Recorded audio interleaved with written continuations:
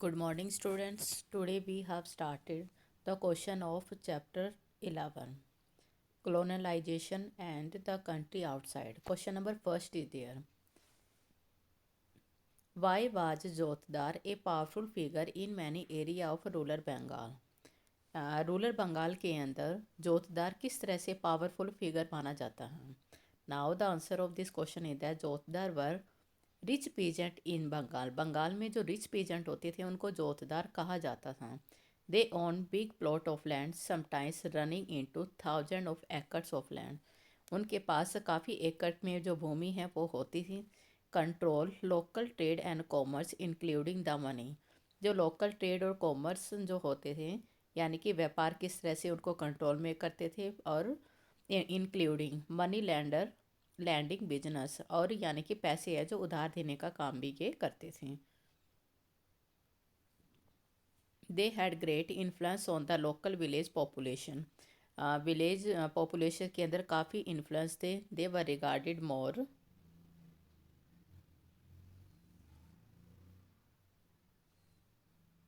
More powerful than the zamindar. Zamindar से ज़्यादा इनको पावरफुल माना जाता था। और काफ़ी इनके रीजन भी बताए जाते हैं कि हाई स्टेटस के इनके क्या क्या रीजन हैं। जब जोतदार कंट्रोल ट्रेड एंड कॉमर्स, एक तो जोतदार है ट्रेड और कॉमर्स को कंट्रोल में करते थे। बाद में मनी लैंडिंग बिजनेस है लोकल लेवल के ऊपर वो भी किया जाता है, यानी कि जहाँ पर जिनको ज़रूरत होती they will also land the money in order to weaken the zamindar. एक तो जमींदार थे काफ़ी कमज़ोर उनको माना जाता था। In a comparison of jotedar would mobilise ryot not to pay और डिले। जो जोतदार होते थे रियात को मोबिलाइज किया जाता था, नॉट टू, ना तो वो पे करते थे ना इस चीज़ के अंदर वो डिले करते थे अपनी पेमेंट के अंदर टुवार्ड्स लैंड रिवेन्यू के लिए। And the third point jotedar oppose the moves of the zamindar, यानी कि जो जमींदार लोग they are also moving in the zamindar and the increase the jama of the village. जैसे ही गांव के अंदर जाम लग जाता बढ़ जाता तो उसी तरह से जो जमींदार हैं इन जोतदार का अपोज भी करते थे। Jotedar live in villages only, ये गांव में रहना पसंद करते थे। They were in a better position to interact with.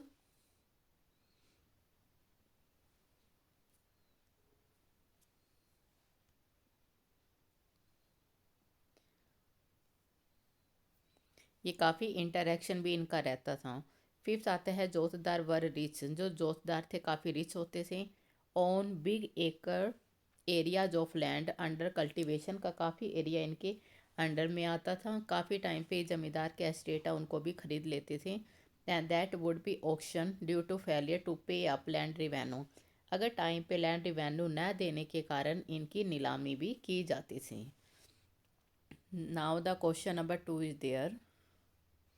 How did zamindars manage to retain control over their zamindar, कि जमींदार ने किस तरह से मैनेज करना सीखा, कि किस तरह जमींदारी को कंट्रोल में किया जाता है, इस तरह से इन्होंने किस तरह से मैनेज करना सीखा था। Now the answer of this one, zamindar manage to retain control over their zamindari in the following. काफ़ी इनके अलग अलग ढंग होते थे किस तरह से ये लैंड को जमींदारी को कंट्रोल में किया जाता था। फर्स्ट आता है fictitious sale. It involve series of manoeuvres. For example राजा और Varthaman first transfer some of his zamindari to his mother. इन्होंने क्या किया, सबसे पहले जमींदारी को अपने मदर के नाम पे इन्होंने सेल कर दी थी।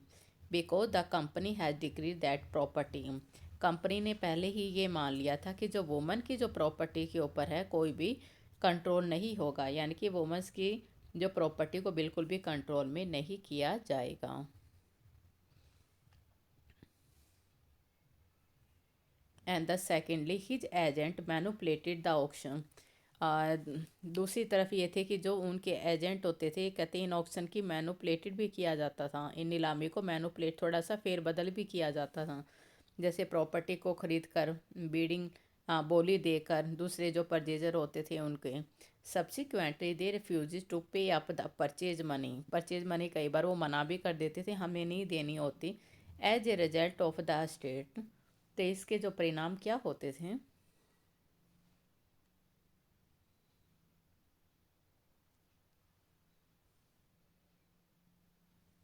फॉर एग्जाम्पल, राजा और Varthaman first transfer some of his zamindari to his mother because the company has decreed that property of woman would not be taken over by the company. और दूसरे जो एजेंट है इनको प्रॉपर्टी को कि इनकी नीलामी भी करने के लिए फेरबदल भी किया जा सकता था इसमें। As a result of the estate was resold at auction, दोबारा से उसकी नीलामी करके बेचा जाता था। And the zamindar agent use to purchase is, और जो एजेंट थे उनका यूज़ किया जाता ताकि इसको दोबारा से दोबारा इसको परचेज किया जाए। एंड डिड नॉट पे द परचेज अमाउंट, अगर परचेज अमाउंट नहीं दी जाती तो जो नीलामी है दोबारा से रिपीट की जाती जब तक वो चीज़ें ख़त्म नहीं हो जाती।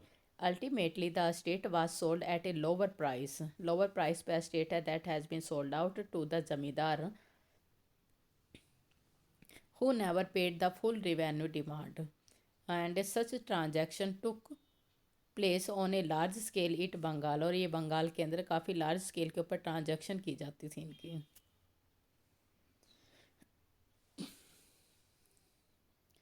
इन बंगाल इंक्लूडेड वर्धमान के अंदर।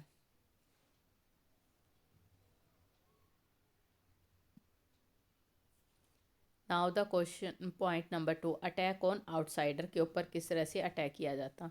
Van ever outsider purchase an estate on action, on auction के ऊपर कोई भी जो परचेज की जाती they could not take possession, उनका पोजेशन नहीं किया जाता क्योंकि जो उनके एजेंट थे वो अटैक किए जाते लठियाज के द्वारा, यानी कि कहते हैं ना जिसकी लाठी उसकी भैंस, ऑफ द फॉर्मर जमींदार, जो पहले जो जमींदार होते उनके द्वारा लाठियों के साथ उनके साथ अटैक किया जाता था। And even the ryot resist the outsider due to their close relation with the zamindar, और उनको रोका जाता था ताकि वो जमींदारों के साथ में अपना क्लोज रिलेशनशिप है वो ना बना सके। And the ryot consider themselves to be the praja subject of the zamindar, और जमींदार के सब्जेक्ट को उनको माना जाता है। इस प्रकार जो जमींदार को नॉट बी डिस्प्लेस, उनको डिस्प्लेस नहीं किया जा सकता था। रिवेन्यू पेमेंट के जो रूल्स होते थे मेड फ्लेक्सिबल होते थे, यानी कि कहीं पे उनको थोड़ा सा स्ट्रिक्ट बना दिया जाए, कहीं पे flexible. As a result the zamindar power over the village were strengthen, तो उनकी जो विलेज के ऊपर है जमींदारों की जो पावर है वो स्ट्रेंथन होती गई। और इसी तरह से जो केवल जो ग्रेट डिप्रेशन का जो टाइम था 1930s के अंदर, ग्रेट डिप्रेशन मीन्स जहाँ पर सब चीज़ों की गिरावट आती जा रही थी, यानी कि जो प्राइसेज है वो भी कम होते जा रहे थे, कल्टीवेशन भी कम हो रही थी, प्रोडक्शन भी कम था, और रेंट रिवेन्यू था वो ज़्यादा था। That their powers collapse and the jotedar consolidated their power in the countryside की तरफ इन्होंने फिर क्या किया, अपनी पावर को वो और भी ज़्यादा इन्होंने स्ट्रॉन्ग बनाते गए।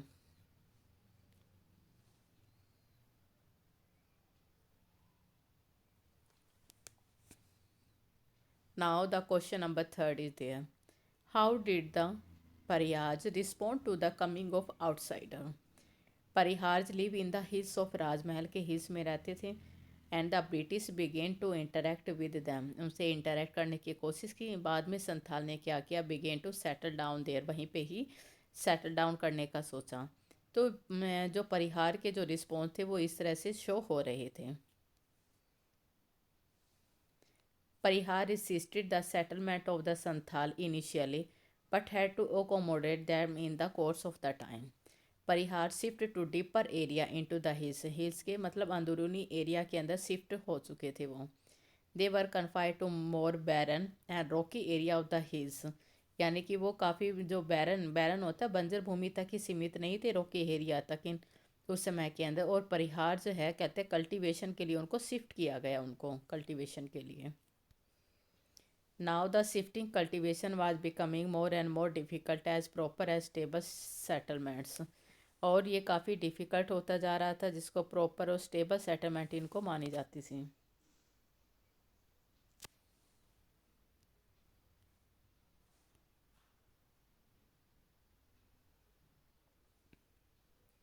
As forest began to be clear, जैसे ही जंगल ख़त्म होने शुरू हो गए, उनको साफ़ किया जाने लगा, क्लियर जाने लगा। Paharias could not depend on it for the livelihood, कहते हैं कि जो लाइवलीहुड के लिए वो इन पर ही डिपेंड नहीं थे, बल्कि उनका जो लाइफ स्टाइल और जो लिविंग था परिहार का underwent change due to the coming of outsider के आने के बाद में वो धीरे धीरे कहते हैं उनका लाइफस्टाइल और लिविंग एरिया है वो भी चेंज होता गया। Why did Santhal rebel against British rule? Santhal थे जो ब्रिटिश रूल के खिलाफ अगेंस्ट क्यों थे? कहते हैं by 1832 the Santhal has settle in Damin i Koh area. This settlement expanded rapidly. काफ़ी तेज़ी से ये सेटलमेंट चलती रही थी। Forest were clear to accommodate them. कहते हैं इनको प्रयास कर रहे थे इनको सब खत्म करने के लिए। Company also benefited as is got more and more land revenue. और कंपनी थी वो ज़्यादा से ज़्यादा लैंड रिवेन्यू की बेनिफिट के लिए वो काम करना चाहते, वो ये चाहते थे कि उनको ज़्यादा से ज़्यादा लैंड रिवेन्यू मिले। उस बेनिफिट के लिए वो मतलब कंटिन्यू वो प्रोग्रेस कर रहे थे। The Santhal too got dissatisfy. लेकिन संथाल लोग थे बिल्कुल डिससेटिस्फाई थे इस चीज़ से।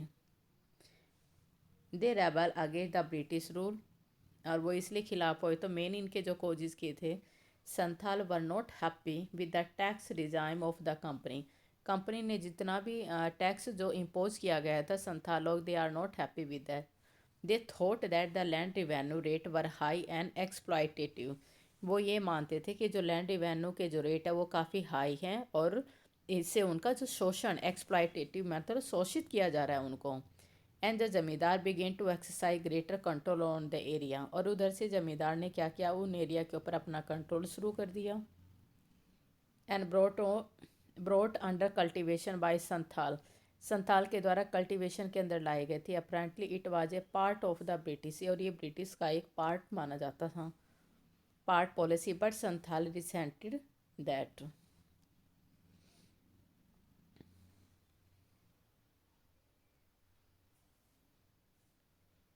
And the money lenders in the rural area were seen as villains agent of the company.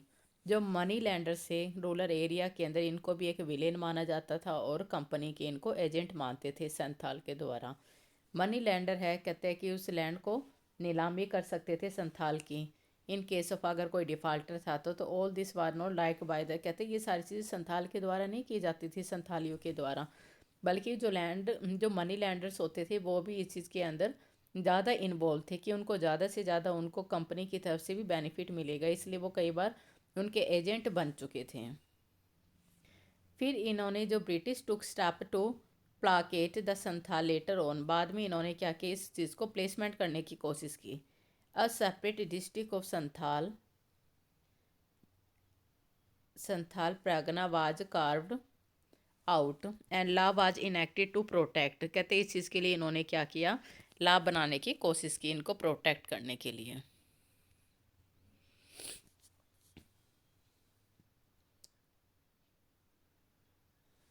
What explain the anger of the Deccan ryot against the money lander.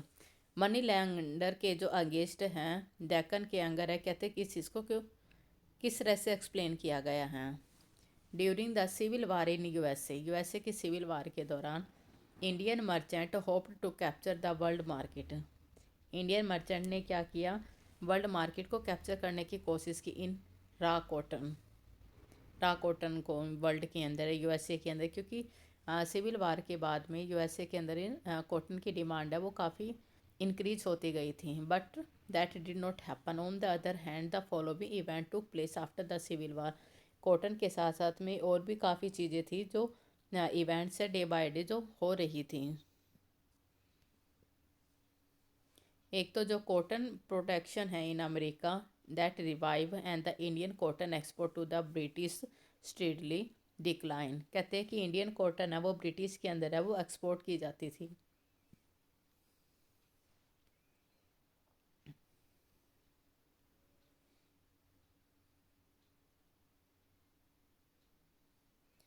Export merchant and sahukar in Maharashtra refuse to give long term credit.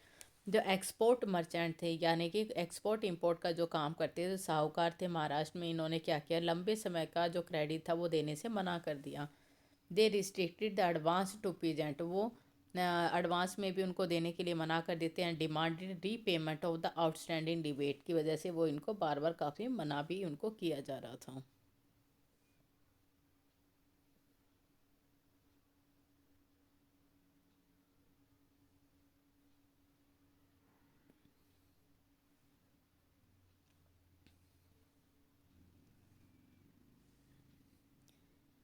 At the same time, at the term of the first revenue settlement was over. जो first revenue की settlement है बिल्कुल over हो गई and the demand of the revenue was increasing from 50 to 100%। यानी कि जो land revenue की जो डिमांड है 50 से लेके 100% तक वो काफ़ी बढ़ती गई थी। As a result of the ryot were not in position, वो इस हालात में नहीं थे कि इनकी जो बढ़ती हुई डिमांडों को पे कर सके, because the prices were also falling. यानी कि जो कल्टीवेशन जो प्रोडक्शन के जो प्राइसेस जब वो गिर रहे थे, दस दे हैड नो ऑप्शन, और उनके पास में कोई ऑप्शन भी नहीं था इन चीज़ों के लिए। Accept to a further loan for the money lender who also refuses to loan. This enraged the Rayas money lender became insensitive to their plight, और काफ़ी मनी लैंडर है काफ़ी इनसेंसिटिव हो गए थे, यानी कि उस चीज़ को बिल्कुल भी फील नहीं कर रहे थे। They were violating the customary norms of the outside general norms व the interest charges could be more than the principal से काफ़ी ज़्यादा मतलब इम्पोर्टेंट हो गए। They were not charging fair interest, उन पर कोई भी चार्ज नहीं किया गया। In one of the cases investigated by the Deccan riots, की जो इन्वेस्टिगेशन है वो दोबारा से चलती गई थी।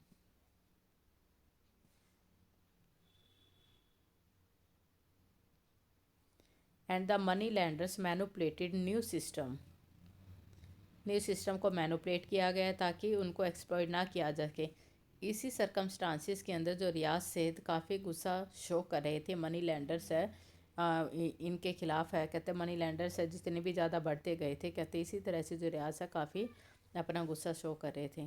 Now I hope these are the question answer you will understand. In the next video we will do the latter part of the questions.